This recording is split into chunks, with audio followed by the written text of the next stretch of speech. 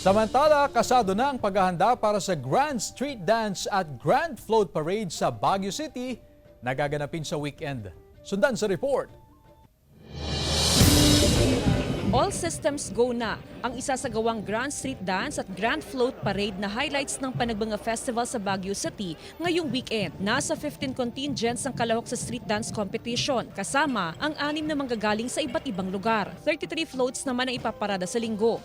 We're pretty much excited for this weekend's parade. We have more participants, especially during the float parade, way more than we have ever had in the past. Nakahanda na rin ang mahigit 1,700 na pulis na magbabantay sa seguridad para matiyak ang maayos na selebrasyon. So we divided the crowd control into 5 sectors. So each sector has its own complementary personnel to address anti-criminality, emergency response, and of course, control of the crowd.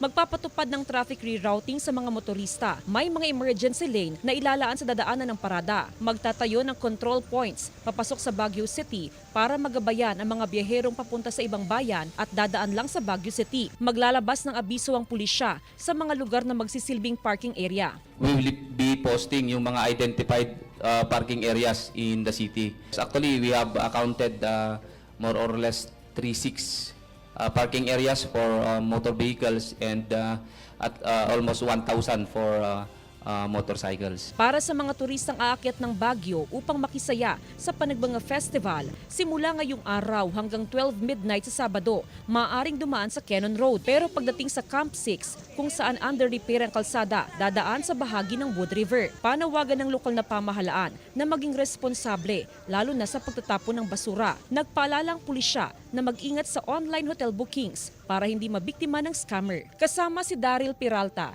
Jasmine Gabriel Galban, One North Central Luzon.